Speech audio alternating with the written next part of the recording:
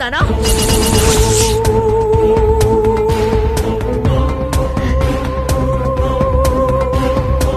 இப்படி திருட்டு தாலி கட்டுற அளவுக்கு உனக்கு என்னடி அவசரம்? ஐபிஎஸ் ஆகணுங்கிற வைராகியத்தோட தானே உன்னை வாயை கட்டி வயிற்ற கட்டி வளர்த்த. நீ அந்த கனவோட தானே வளர்ந்த. அதுக்காக தானே இவ்வளவு நாள் கஷ்டப்பட்ட. படிச்சு பெரிய ஆபீசர் ஆகணுன்ற கனவை தூக்கி போட்டுட்டு இப்படி திருட்டு கல்யாணத்தை பண்ணி பிள்ளை குட்டி பெற்றுக்கணுங்கிற ஆசை எப்படி வந்துச்சு? எப்படி வந்துச்சு? நிறுத்து. அந்த வார்த்தையை சொல்லி மட்டும் என்ன கூப்பிடாத. பெத்தவளுக்கு தெரியாம திருட்டு தாலி கட்டிக்கிற அளவுக்கு துணிச்சல் வந்துருச்சுல உனக்கு. அப்பவே நீ என்ன கொண்டுட்டடி. இன்னும் எதுக்கு அம்மா அம்மான்னு உறவு கொண்டாடுற? அம்மா நான் சொல்றத கொஞ்சம் கேளு. கேட்க மாட்டேன், கேட்க மாட்டேன். அம்மாங்கிற பயமும் பாசமும் கொஞ்சமாவது இருந்திருந்தா எனக்கு தெரியாம இப்படி கல்யாணம் பண்ணிக்கிட்டு அதை பத்தி வாயே திறக்காம இவ்வளவு நாளே கூட இருந்திருப்பியா?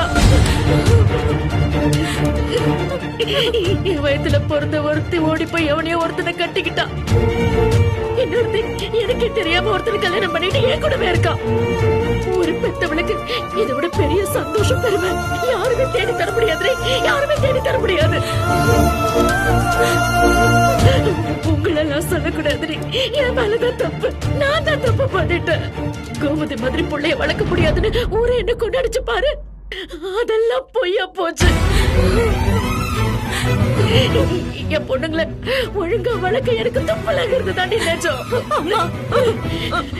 இன்னொரு தடவை என்ன அப்படி கூப்பிட்ட நோக்க இழுத்து வச்சு அறுத்துறேன்.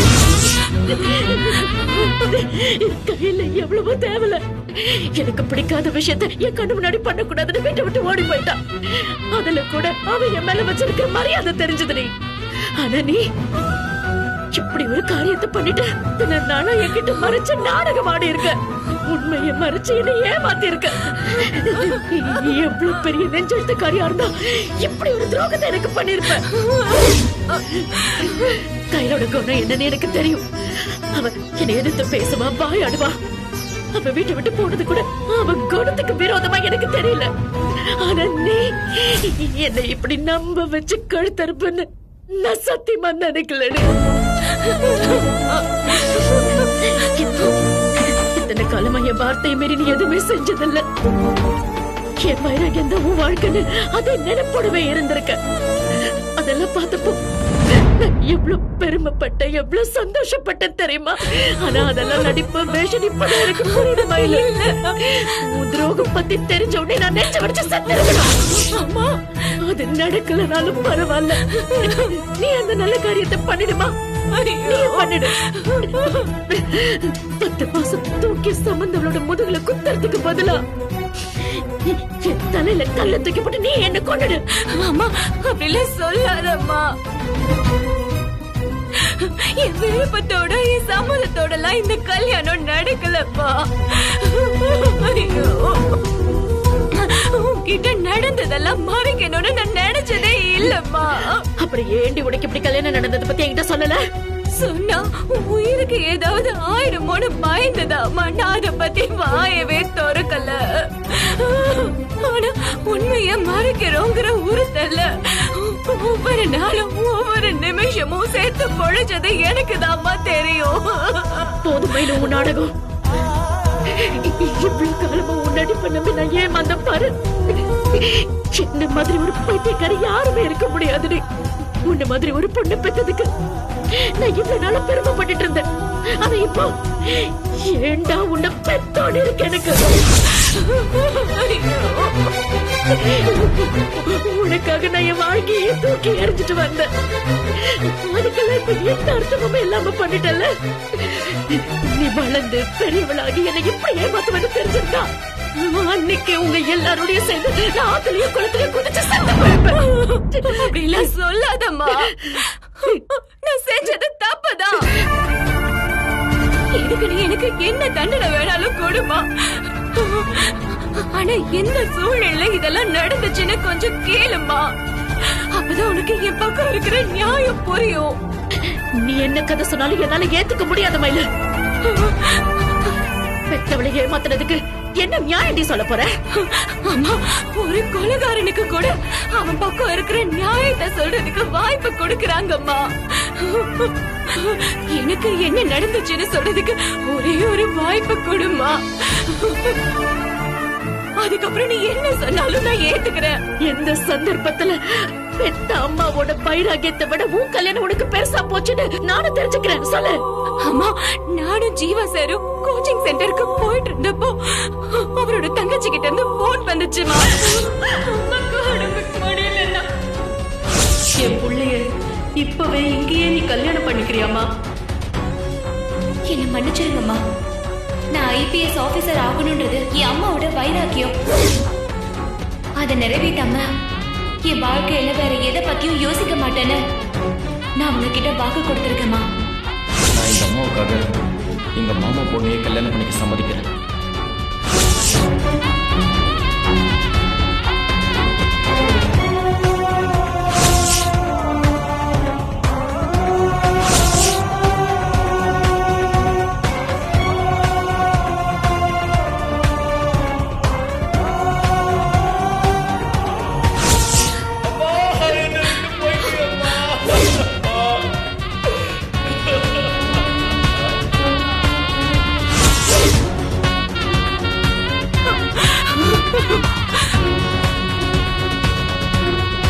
எனக்கு தெரியவே தெரியாதுமா. கடைசி வரைக்கும் நான் இந்த கல்யாணத்துக்கு சம்மதிக்கவே இல்லம்மா.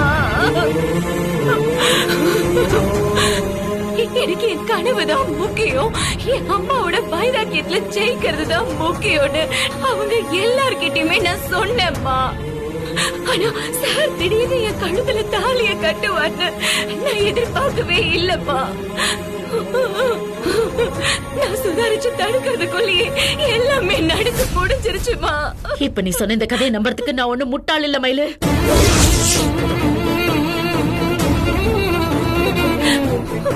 அம்மா, இதுதாம்மா நிஜமா நடந்துச்சு. யார ஏமாத்த பாக்குற? அவன் 3 முடிச்சு போடுற வரைக்கும் நீ என்ன தூக்கிட்டு இருந்தியா? தாலி கழுத்துல விழுந்த உடனே நீ அதை தட்டி விட்டுருக்க வேண்டாம். அவனை நீ அரைஞ்சிருக்கணும். அப்படி நீ பண்ணிருந்தனா நீ என் பொண்ணுடி. ஆனா நீ ஏன் அதை செய்யல? என்ன உன் மனசு தெளிவா இல்ல, உன் முடிவுல நீ உறுதியா இல்ல. IPS தான் உன் வாழ்க்கைங்கிறதுல நீ தீவிரமா இருந்திருந்தனா தாலி கட்டுற வரைக்கும் நீ வேடிக்கை பார்த்துட்டு இருந்திருக்க மாட்ட மயிலு. உன் மனசுல இருந்த அந்த காதல் தான் உன்னை தடுமாற வச்சிருக்கு. அம்மாவோட கனவு லட்சியம் எல்லாத்தையும் உன்னை ஒரு நொடியில மறக்க வச்சிருச்சு. காதலா உன் கனவாங்கிற குழப்பம் தாண்டி இதெல்லாத்துக்கும் காரணம். நீ மட்டும் தெளிவா இருந்திருந்தனா உன்னை மீறி எவனும் உன் கழுத்துல தாலி கட்டி இருக்க முடியாது. நான் என்ன சொன்னாலும் ஏமா புரிஞ்சுக்கவே மாட்டேங்கிற. அங்க இருந்த சூழ்நிலைய உனக்கு எப்படி புரிய வைக்கிறதுன்னு எனக்கு தெரியல. வாழ்க்கையில எது முக்கியன்றதுல நான் தெளிவாதாமா இருந்தேன். நான் எதிர்பார்க்காத நேரத்துல சாரதாமா இப்படி பண்ணிட்டாரு. என் சம்மதம் இல்லாம, என் விருப்பம் இல்லாம என்னையும் மீறிதாம்மா இந்த கல்யாணம் நடந்துச்சு.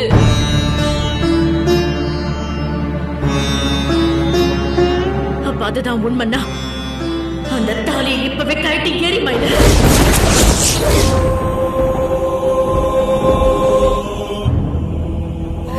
என்ன பாக்குற?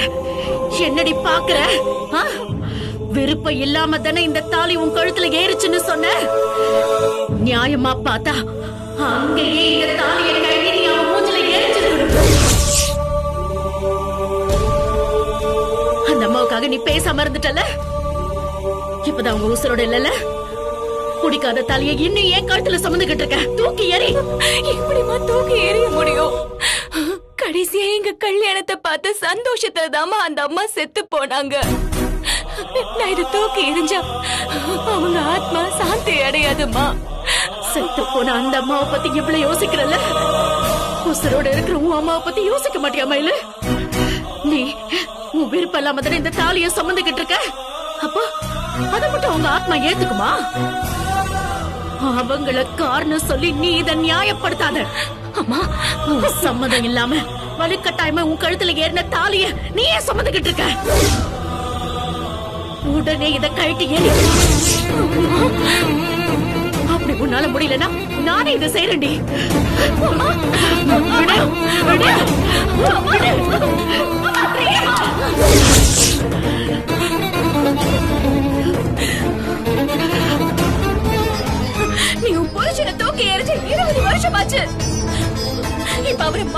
மாதிரி உன்கிட்ட மன்னிப்பு கேட்கணும்னு துடிக்கிறாரு. அவர் மன்னிப்பை ஏத்துக்கிறதுக்கும் நீ தயாரா இல்ல. அவரும் வேணாம், அவர் கொடுத்த வாழ்க்கையும் வேணான்னு தூக்கி எரிச்சட்டி. அவர் கண்ணை தாண்டி ஏன் இதை சுமந்துக்கிட்டு இருக்க?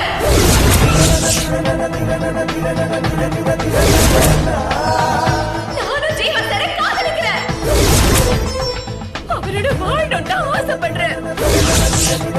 ஆனா எங்க கல்யாணம் நடந்த நேரம் தான் தப்பாயிடுச்சு. உனக்காக தான், உனக்கு கொடுத்த வார்த்தைக்காக தான்மா. ஒரு புருஷனா ஏத்துக்காம நான் விலகியே இருக்கேன். உன் விஷயம் அப்படி இல்லம்மா. உனக்கு உன் புருஷனை பிடிக்கல. அவர் மனுஷனா திருந்தி வந்தாலும் அவரை ஏத்துக்கிற நிலைமையில நீ இல்ல. பிடிக்காத புருஷன் கட்டி இருக்கிற தாலியவே நீ சுமக்கிறப்ப எனக்கு பிடிச்சது கட்டி தாலி நான் எனக்கு சுமக்க கூடாது. என்னடி என்னையே எதிர்த்து பேசுற அளவுக்கு தைரியம் வந்துருச்சா? அவ்வளவு பெரிய ஆளாயிட்டியா நீ?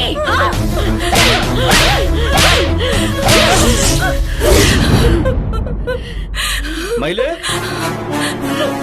மயிலு அந்த துரோகிதனை வந்திருக்கான். இன்னைக்கு அவனை என்ன பண்றன்னு மட்டும் பாரு.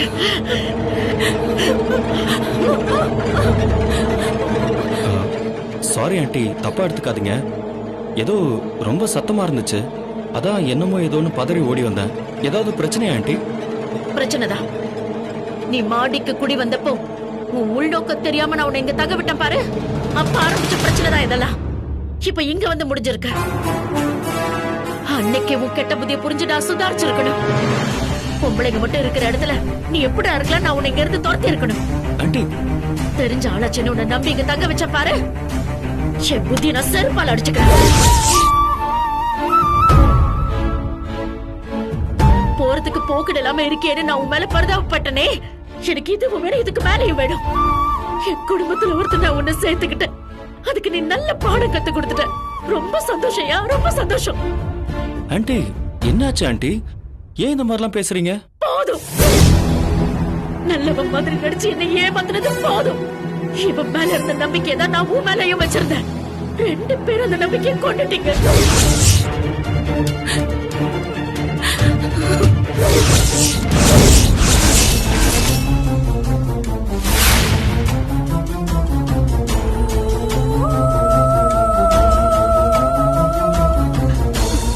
வாழ்க்கையோட பெரிய வலி என்னன்னு தெரியுமா உனக்கு? நாம யார நம்புறோமோ அவங்களே நம்மளை ஏமாத்துறதுதான். இன்னைக்கு நான் பெத்த பொண்ணு எனக்கு அந்த வலிய கொடுத்துட்டா. நீ வெளியாளு, நீ என்னை ஏமாத்திருந்தா கூட பரவாயில்லன்னு நான் உன்னை மன்னிச்சிருப்பேன். ஆனா நான் பெத்த பொண்ணே எனக்கு துரோகம் பண்ண வச்சுட்டல.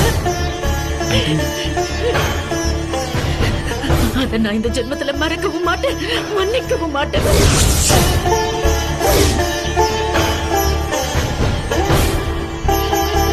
ஆண்டி நீங்க ஏன் கோவப்படுறீங்கன்னு இப்பதான் எனக்கு புரியுது. உங்க கோபம், ஆவேசம் எல்லாமே ரொம்ப நியாயம்தான். ஆனா நாங்க எதையுமே திட்டம் போட்டு செய்யல ஆண்டி. இது எல்லாமே சூழ்நிலைனாலதான் நாங்க இந்த மாதிரி பண்ணோம். என்ன சூழ்நிலையா இருந்தாலும் சரி, இந்த கல்யாணம் நடந்திருக்க கூடாது. வேற எவனும் இதை செஞ்சிருந்தா கூட பரவாயில்ல. உனக்கு என் குடும்பத்தை பத்தி, என் வைராகியத்தை பத்தி நல்லாவே தெரியும். அதுவும் எங்களுக்கு உதவி பண்ற மாதிரியே நடிச்சுக்கிட்டு என் ஆசையில நெருப்பள்ளி போட்டிருக்கியே. மனுஷனா நீ எல்லாம்?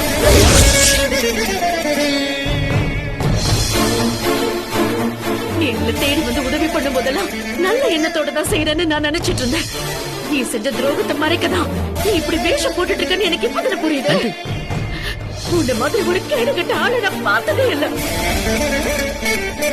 ஆண்டி நீங்க என்ன தப்பா புரிஞ்சுக்கிட்டீங்க. நான் அம்மாவுக்காக தான். வேணாம் தம்பி, எந்த விளக்கமும் சொல்லாத. எனக்கு எல்லாமே தெரிஞ்சிருச்சு. நீ என்ன காரணம் சொன்னாலும் என்னால ஏத்துக்க முடியாது. என் பொண்ணு நான் நினைச்சதை நிறைவேற்றுவா, என்ன ஜெயிக்கவே பண்ண நான் எவ்வளவு கனவோட இருந்தேன். உன் சுயநலத்துக்காக, உன் சந்தோஷத்துக்காக என் கனவை நீ குழி தோண்டி புதைச்சிட்டல. உன்னை பொறுத்த வரைக்கும் நீ செஞ்சது நியாயமா இருக்கலாம். உன் மேல கோவப்படுறதுக்கும் சண்டை போடுறதுக்கும் எனக்கு எந்த உரிமையும் இல்ல. உன் கூட சேர்த்துக்கிட்டு என் பொண்ணு என் தலையில மண்ணள்ளி போட்டாளே, அதான் என்னால தாங்கிக்க முடியல. ஆண்டி ப்ளீஸ் ஆண்டி, மயில் மேல எந்த தப்பும் இல்ல. இதுக்கு முழு காரணமும் நான் தான் ஆண்டி. உங்களுக்கு உங்களுக்கு கோவம் வந்ததுன்னா என் மேல கோவப்படுங்க. எனக்கு என்ன தண்டனை வேணாலும் கொடுங்க, அதை நான் ஏத்துக்கிறேன். ஆனா ப்ளீஸ் ஆண்டி, மயில மட்டும் திட்டாதீங்க. இவன் செஞ்ச காரியத்துக்கு வெறுக்காம என் தலையில தூக்கி வச்சுட்டு ஆட சொல்றியா? நீ உன் குடும்பத்தோட பொண்ணு பார்க்க வந்தப்போ நான் இவகிட்ட கேட்டேன், உனக்கு காதல் தான் முக்கியம்னா நான் இப்பவே தூக்குல தொங்கிடுறேன், உன் இஷ்டம் போல உன் வாழ்க்கையில இருந்துக்கொன்னு நான் அன்னைக்கு தெளிவா சொல்லிட்டேன். இதான் என் முடிவு. நீ அன்னைக்கே சொல்லி இருந்தா நான் நிம்மதியா போய் தொலைஞ்சிருப்பேனே. உன் கனவுதான் முக்கியம், உன் வைராகியம் தான் முக்கியம் அன்னைக்கு வாழ்க்கையே பேசிட்டு இன்னைக்கு என் மூஞ்சில கரிய பூசிட்டான். இல்லம்மா, எங்க கல்யாணம் ஒரு விபத்து மாதிரி நடந்துடுச்சுமா. கழுத்துல தாலி எல்லாம் பேருக்குதாமா இருக்கு. நாங்க வாழ்க்கைய ஆரம்பிக்கணும்னு யோசிக்கலம்மா. என் கனவை நிறைவேற்றதுக்கு நான் ஒரு தடையா கூட நினைக்கலம்மா. உன்னை ஜெயிக்க வைக்கணும்ன்ற நோக்கத்துல தாமா நான் இப்ப கூட ஓடிக்கிட்டு இருக்கேன். இவரும் அதுக்கு தாமா எனக்கு சப்போர்ட் பண்றாரு. உங்க ரெண்டு பேர் மனசுல அதான் இருக்குன்னா முன்னாடி என்கிட்ட வந்து உண்மையை சொல்லி தொலைச்சிருக்கணும். ஆனா நீங்க ரெண்டு பேரும் என்ன பண்ணீங்க? திருட்டு தாலியை மறைச்சிட்டு எதுவுமே நடக்காத மாதிரி நாடகமாடி என்ன முட்டாளாக்கி திருட்டு கல்யாணம் பண்ணது துரோகம்னா அத மூடி மறைச்சது அதை விட பெரிய துரோகம்.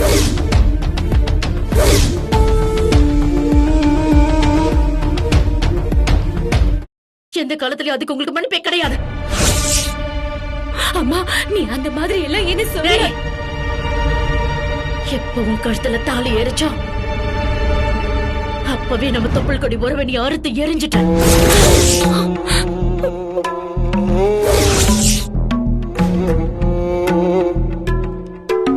கையில் வீட்டை விட்டு போன போய் எனக்கு 2 பொண்ணுதான்னு சொன்னேன். இப்ப அதுவும் மாறிடுச்சு. எனக்கு மலர்னு ஒரே ஒரு பொண்ணு மட்டும் தான் இருக்கா. உன்னையும் இப்பவே இந்த நிமிஷமே நான் தலை முழுகிடுறேன். உனக்கும் எனக்கும் இனி அம்மா பொண்ணுங்கிற பந்தம் கிடையாது. இனி நீ யாரோ நான் யாரோ. நீ என் பொண்ணே இல்ல ஆனதுக்கு அப்புறம் உனக்கு என் வீட்டுல இடம் இல்ல. துரோகம் பண்ண ஒரு பொண்ணை என் வீட்டுல வச்சுக்கணும்னு எனக்கு எந்த அவசியமும் இல்ல. மரியாதையை வெளியில போடி. அம்மா, அம்மா, நீ இந்த மாதிரி எல்லாம் சொல்லாதம்மா. உன்னை செஞ்ச தப்புக்காக நீ என்ன தண்டனை வேணாலும் கொடு. அம்மா, உன் கையால எனக்கு கொண்டு போட்டா கூட பரவாயில்லம்மா. ஆனா உன்னை விட்டு போன மட்டும் சொல்லாதம்மா. நீ எவ்வளவு கெஞ்சினாலும் நீ செஞ்ச தப்புக்கு இதுதான் தண்டனை. நமக்குள்ள இருந்த உறவு முடிஞ்சு போச்சு. இனிமே உன்கிட்ட பேசவும் பிடிக்கல, உன்னை பார்க்கவும் பிடிக்கல. உன்னை மட்டும் இல்ல, இப்படிப்பட்ட ஒரு பொண்ணு இருந்தாங்கிற ஞாபகத்தையே நான் தொலைச்சிட்டேன். என் முன்னால நின்னு என் கோபத்தை கலராத. மரியாதையை வெளியில போ. போன்னு சொன்ன நான் எங்கம்மா போவேன்?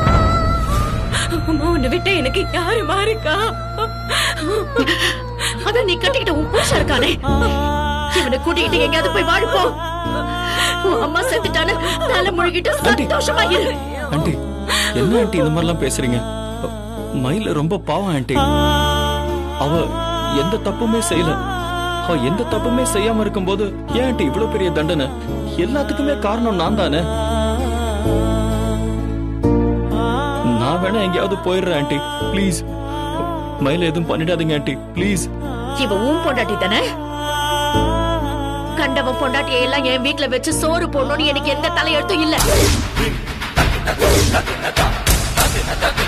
இப்ப நீ இவ்வளவு கூட்டிட்டு கிளம்புறியா இல்ல 2 பேரையும் கழுத்து பிடிச்சு வெளியில தள்ளவா? என்ன வீட்டை விட்டு மட்டும் அனுப்பிடாதம்மா. நீ இல்லாம என்னால இருக்கவே முடியாதும்மா. மன்னிச்சு ஏத்துக்க.